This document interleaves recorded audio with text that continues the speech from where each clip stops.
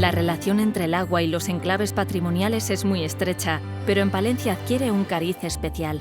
El agua aquí configura la vida de las personas, su paisaje y la fisonomía de su patrimonio histórico.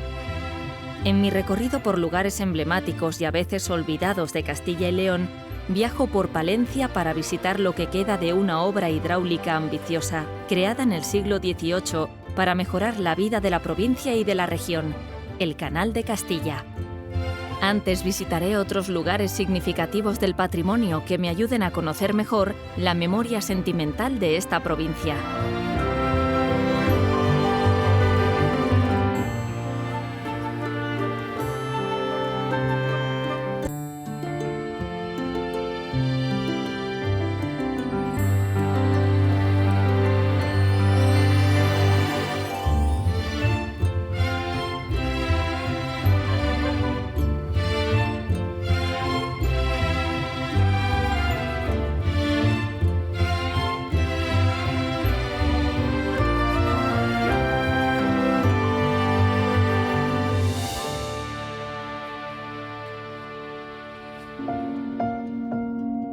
Llego a Aguilar de Campoo para visitar el monasterio de Santa María la Real, considerado un modelo de recuperación de un bien patrimonial en ruinas. Como en muchos otros casos, el relato de su creación se difumina entre la leyenda y la realidad. El pasado de esta joya del románico del siglo XI es similar al de otros bienes del patrimonio español. Experimentan una época dorada tras su creación, sufren vaivenes al compás de la historia y llega su ocaso a partir de las desamortizaciones del siglo XIX. Pero en este caso, el desastre no se ha consumado.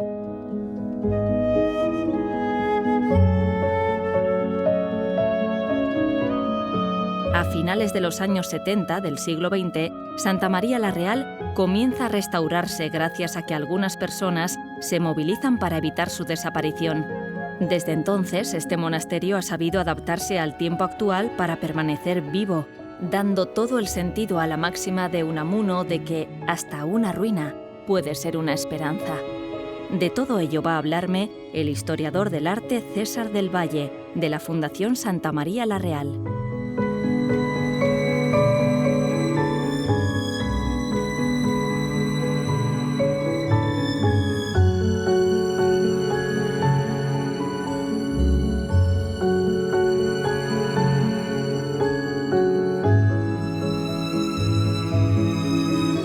Los orígenes de este monasterio se basan en una leyenda.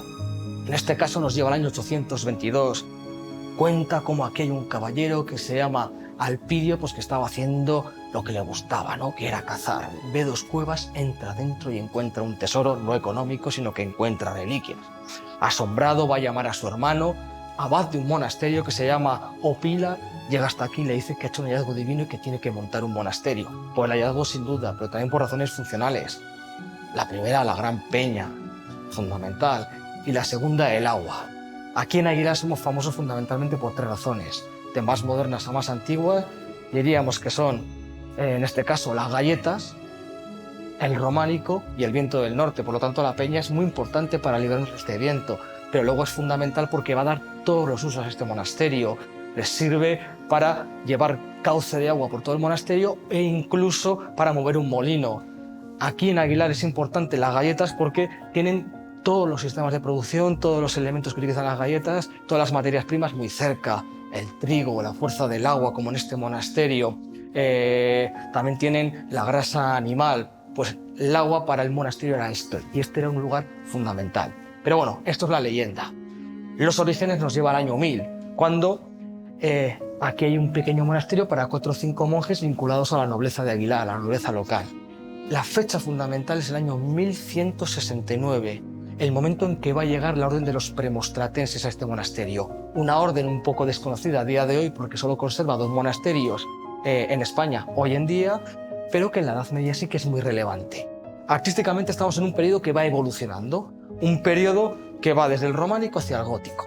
Estilo cister, transición, tardorrománico, protogótico, pero lo que vamos viendo en este monasterio es cómo la base parte de la idea románica y poco a poco van introduciendo elementos que nos llevarán hacia el gótico pero sin sacar quizá los beneficios que tiene el arte gótico, que es la altura y la luz.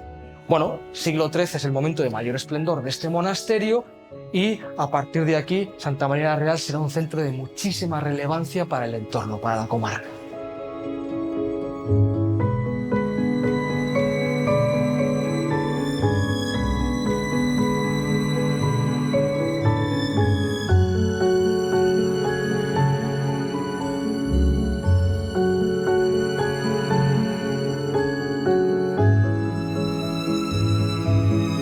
Una de las fechas claves para este monasterio es el año 1835.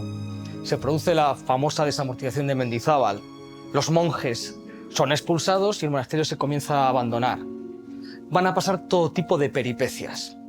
Hay que pensar que esto estaba abandonado y servía para los más diversos fines. Todo esto lleno de vacas, era un establo. El nombre con el que se conocía en Aguilar a este espacio era el Convento Caído. Hasta el siglo XX no se producen las primeras intentonas de restauración.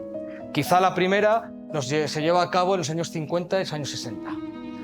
Un arquitecto llamado Anselmo Arenillas va a empezar a restaurar este monasterio. Lo va a hacer siguiendo un criterio que estaba muy de moda en aquel momento, es el criterio historicista. Lo que trataba es de que el edificio volviese a tener la imagen de el 1200. Él trabaja siguiendo esta idea, pero no llega a concluir esta restauración. El edificio está otros 10 años abandonado, hasta que en el año 1977 se funda la Asociación de Amigos del Monasterio, una sociedad civil, una sociedad de gente de Aguilar que está vinculada con personajes que tienen cierta relevancia. Quizá el más conocido es José María Pérez, Peridis, famoso por ser caricaturista del País, y que él, cuando era un chaval, se muda a la casa de al lado. Su padre era alcalero. Cuando él es arquitecto, porque este edificio le llamaba tanto la atención que quiso ser arquitecto, empieza a restaurar el edificio, pero lo va a hacer con un criterio totalmente diferente, un criterio arqueológico.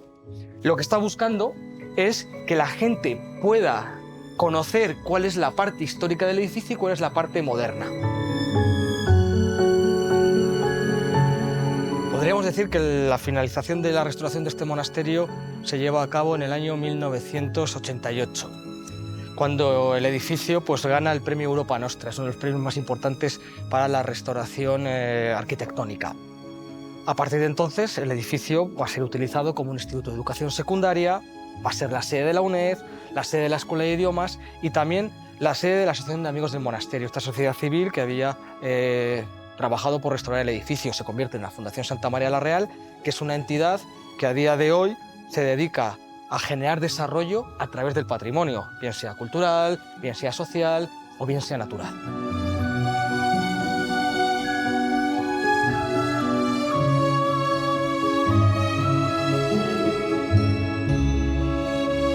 Si hubiese que elegir un elemento clave de este monasterio, sería la espadaña. La espadaña podríamos decir que es el teléfono móvil de la Edad Media, el sistema de comunicación por excelencia. A través de las campanas llevamos a misa, peligros, incendios, reuniones, todo tipo de avisos. Y esto lo vamos a ver también incluso dispuesto en la actualidad. La espadaña también es el elemento clave a día de hoy, porque la espadaña es la que hace que aquí haya un instituto de educación secundaria. Es decir, esa función pastoral que tenían los monjes también se ve, traslucida en el instituto, o que cuando la Fundación Santa María la Real nace, elige la espadaña como ese elemento fundamental. Por lo tanto, la espadaña, que fue el emblema de los premostratenses, podríamos decir que es el emblema en la actualidad dentro de esa función educativa que nos transmite.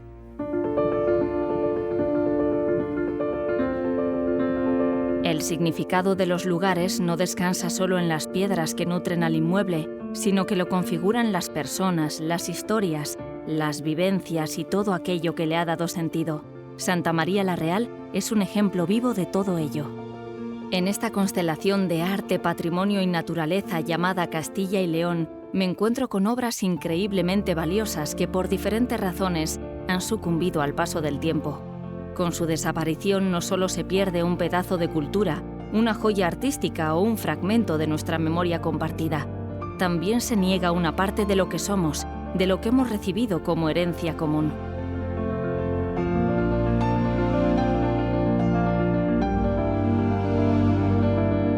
En este viaje en busca del Canal de Castilla, me detengo ante otro monasterio palentino. En este caso, una pieza única de la arquitectura mudéjar castellana degradada a granja de labor y almacén.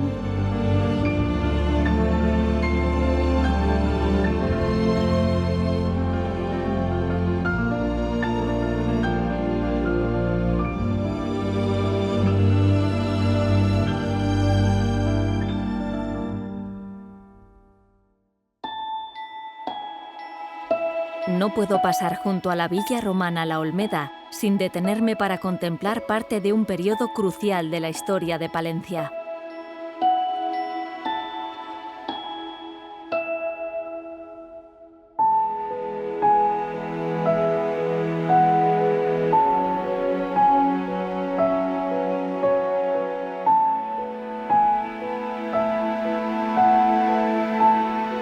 La Villa Romana La Olmeda representa un magnífico ejemplo en la gestión desde el descubrimiento hasta la actualidad.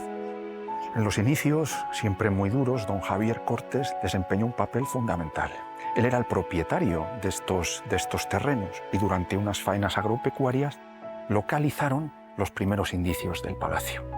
Don Javier financió las campañas arqueológicas hasta 1980 y en ese año, por fin, la Diputación le recogió el guante a esta institución, le donó el yacimiento, en una línea unitaria muy importante que se vio reflejada también en la gestión arqueológica, puesto que hemos tenido en apenas 50 años 2 directores de excavaciones, catedráticos de arqueología de la Universidad de Valladolid, don Pedro de Palol y don José Antonio Abásolo.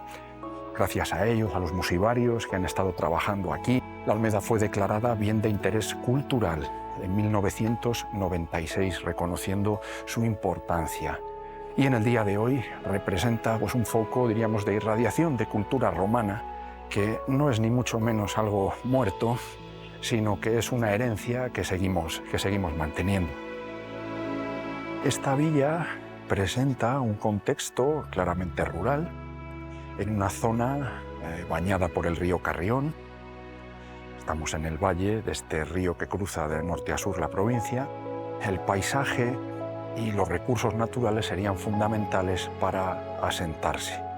Especialmente, sabemos que la abundancia de agua era decisiva. Los orígenes son muy remotos, finalizada la conquista, finales del siglo I después de Cristo, comienzos del siglo II, se asentaron aquí. Ya se está romanizando el territorio, vertebrándolo con calzadas, pero hay un salto importante en el siglo IV. En ese periodo se construye la mansión que estamos visitando.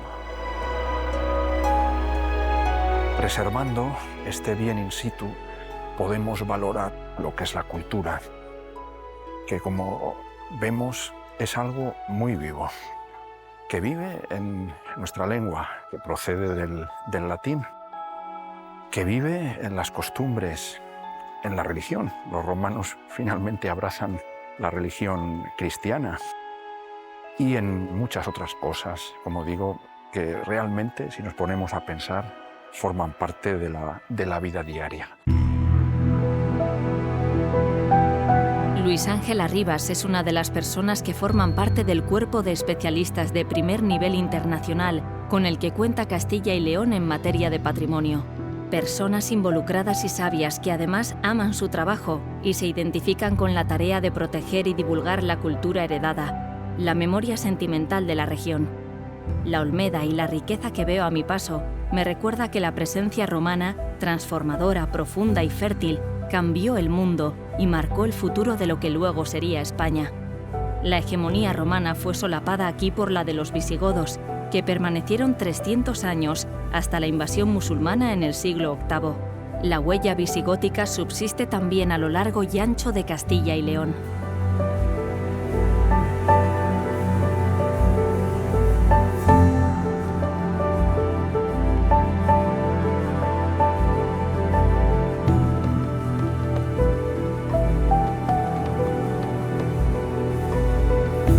Pues el origen de este pueblo, Baños de Cerrato hoy, pero Baños es porque hay una fuente. Todos los sitios que tienen agua, sea una fuente, sea un manantial, sea unos baños, se llaman algo relacionado con el agua, baños, y suelen tener alguna imagen o alguna referencia a un santo relacionado con el agua, Santa Marina o San Juan de Baños, el Bautista, que es el principal señor que está relacionado en la religión católica con el agua. Esto ya veremos luego que es seguramente el origen de la iglesia visigótica. El agua era muy importante, tan importante que desde aquí se vendía el agua embotellada, en una especie de sacos, de garrafas, a la ciudad. Yo lo he visto de pequeño. Y luego incluso aquí se puso una fábrica de gaseosas, lo cual nos demuestra la importancia que tenía para este pequeño pueblo el agua. A las afueras del pueblo había una venta, que es lo que andando el tiempo dio origen a el pueblo principal hoy, Venta de Baños. Cuando se instala el ferrocarril en Venta de Baños, esa venta se transforma en un pueblo industrial importante, en el que primero la industria de transformación agraria y después la industria automovilística ha hecho, por ser un núcleo de comunicaciones del norte con el sur y del norte con el noroeste, importante para el desarrollo de la comarca.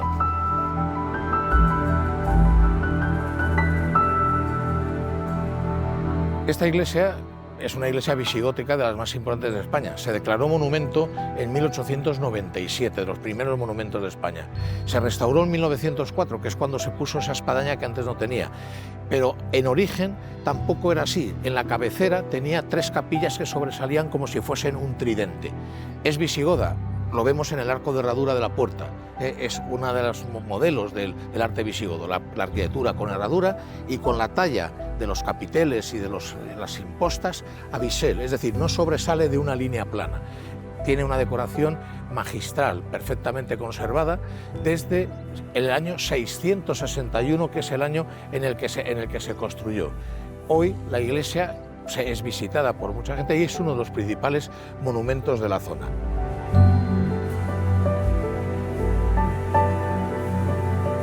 Esta pequeña iglesia es una auténtica joya del arte cristiano español, del arte visigodo. La iglesia, tal como la vemos hoy, ha tenido reformas en el siglo XIV. Después ha tenido más reformas, porque todos los edificios están vivos. Nosotros les vemos como si fuesen una lámina para estudiar en el libro de historia, pero realmente forman parte de nuestra historia y de su propia historia forma parte de la nuestra. Usarle, modificarle, hacerle una restauración en 1904 con la espadaña, como te dije antes, todo eso hace que el edificio llegue a nuestros días. Porque es una misión importante para todos nosotros, no solo conocer nuestra historia, sino conocerla para respetarla y respetar lo que queda de ella, que muchas veces son los edificios, las obras de arte. Todo eso es lo que, salvándolo, nos hará saber de dónde venimos y saber cómo vivían nuestras gentes, que al final es decir cómo somos y de dónde venimos nosotros. En 1897 se la declaró Monumento Nacional, que es una fórmula que encontró el Estado para atender con bienes de dinero público aquellas iglesias que habían sido desamortizadas y que se estaban perdiendo y se estropeaban y había que restaurarlas, lo cual implica la importancia que para la nación, es decir, para nuestra historia, para todos nosotros, tienen este tipo de edificios. Está el edificio puesto en valor para el turismo, que es uno de los aprovechamientos de nuestros monumentos y de nuestra historia ahora, y bienvenido sea, pero eso no debe de hacernos olvidar el valor patrimonial intrínseco que tienen, que es lo que justifica que nosotros les cuidemos, que nosotros les visitemos, etc.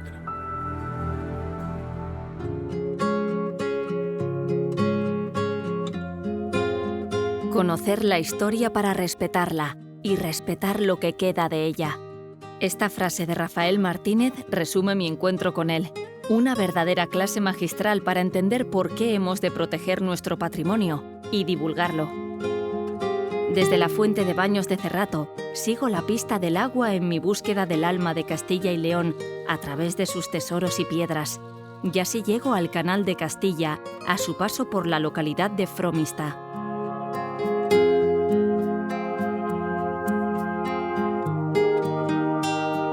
La bendita tierra de Campos Palentina se nutre de sus ríos para dar fruto.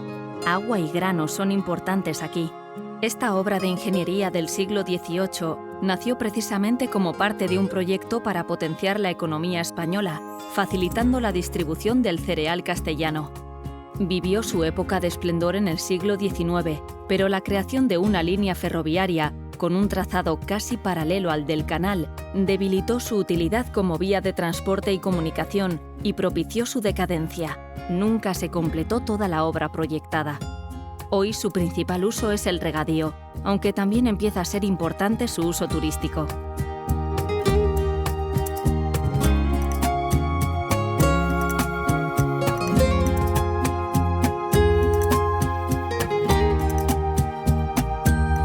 Llego a mi destino en Calahorra de Rivas, donde se inició esta obra y donde el abandono actual evoca tiempos mejores. Me espera la historiadora del arte María Luisa González.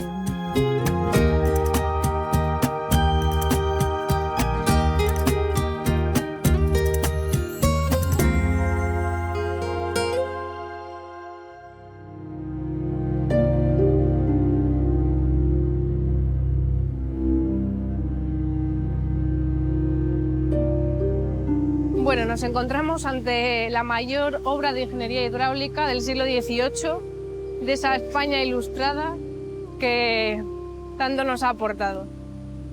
Las obras empiezan en 1753, gracias a la insistencia del marqués de Ensenada, un político de la época, que insiste en que debe de traer este proyecto que tanto tiempo se lleva fraguando para conectar lo que hoy conocemos, lo que era en su momento el granero de España, con el mar Cantábrico, para así exportar todo el cereal, todo el excedente de cereal, que era mucho en ese momento, al resto de España y sobre todo de Europa.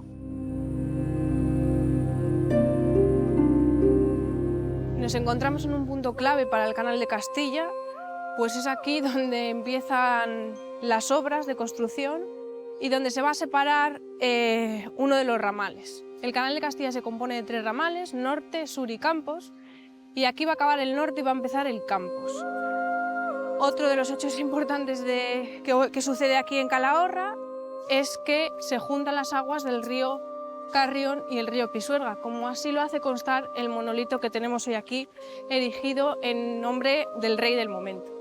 Estamos hablando de una época ilustrada, de una época en la que se dilata en el tiempo la construcción 100 años, su uso tan solo unos 20, lo que nos llama a evocar que no podemos dejar pasar otros 100 años y que nos vuelva a ocurrir lo mismo, que este canal solo sea un uso de 20 años. Tendríamos que evocar para mirar hacia el futuro y hacer ver que todo esto que tenemos hoy aquí puede hacer renacer y resurgir la historia y aprender de esa historia pasada para que podamos disfrutar del Canal de Castilla como un recurso en mayúsculas, no solo como un recurso de agua que sigue teniendo hoy su uso, por supuesto, para nutrir de agua todos los regadíos, sino también como un uso patrimonial, de disfrute y de turismo, que yo creo que a la vista está que merece la pena poder disfrutar de él otros 100 o otros 200 años más, ¿no?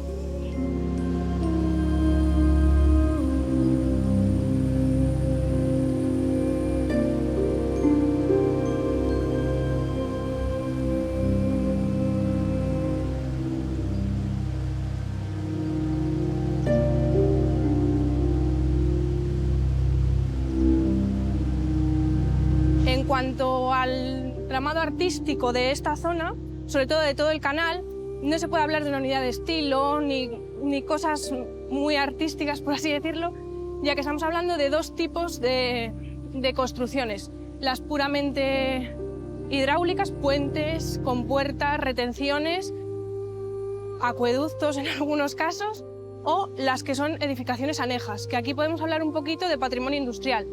Es decir, unas pequeñas centrales hidroeléctricas, unas harineras, unos molinos, unos almacenes para guardar todo ese cereal que vamos a exportar a la provincia y al resto de España, que ahí sí que podemos ver una unidad de estilo y es lo que nos da el juego del canal.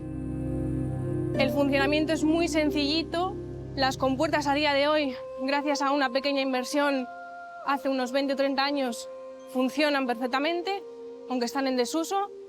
¿Qué es lo que hace también especial a esta zona? que es la única en los 207 kilómetros que tiene una triple escusa, una unión de dos aguas, es donde se empieza, es donde se intenta recuperar ese despoblamiento de esta España tan vaciada que hoy también lo podemos sufrir. El Canal de Castilla está vivo y da vida alrededor. En su momento cambió el devenir de esta sociedad e incluso la fisonomía de la provincia. Lo que representa esta infraestructura, su historia y su trayectoria, es ilustrativo de muchos de los rasgos de Palencia y de toda la región. Un elemento tan significativo no debe caer en el olvido.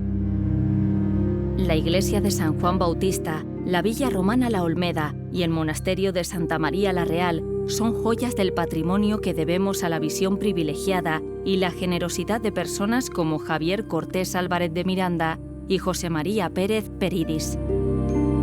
También a las muchas instituciones y organizaciones públicas y privadas que en su momento tomaron conciencia de que perder nuestro patrimonio supone borrar nuestras huellas. El Canal de Castilla es una obra portentosa que, como otros bienes patrimoniales, puede y debe adaptarse a cada época para no dejar de ser útil y, además, seguir siendo una referencia simbólica de la que aprender.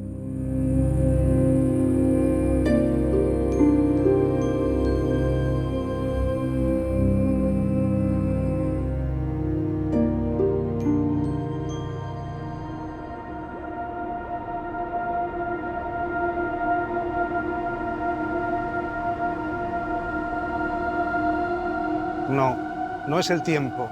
Es el hombre en su esencia, ese villano, que en nombre de una gris modernidad siembra ruina y herrumbre en la tierra y el agua, en la piedra y la alquimia, del fecundo legado que ha traído sus pasos hasta aquí, a este ahora sin horas que apremia al desconsuelo. Hablo así, desde el más puro adentro, de este sueño ilustrado del Canal de Castilla, que entre esclusa y esclusa abrió de mar en mar sus sedientas ventanas a la eclosión del agua. Desde esta central noble que halló en Ribas de Campos dimensión y acomodo a la luz de otro tiempo, inmolando los vatios de su ser como emblema y aunando en sus turbinas energía y futuro. Un futuro que ahora se agosta cabizbajo a un presente sin gloria, donde apenas perviven la humildad de la piedra, la impiedad de los hombres o el rubor del acero. Ese acero que hoy vela su callada osamenta en la cruel lista roja que denuncia el oprobio de tanto y tanto esfuerzo yermo, huero y baldío, donde van a morir, si nadie lo remedia, tantos siglos de historia, sin boato, sin honra, sin sepelio, sin duelo. Aunque aún sueño por hombre, miento, lo hago por niño, en recuerdo a esa infancia que el Canal de Castilla escribió en mi memoria, que aún no es tarde del todo, para hacer del silencio que hoy habita estas ruinas un azul de cultura, un vestigio de antaño, un remanso de sueños.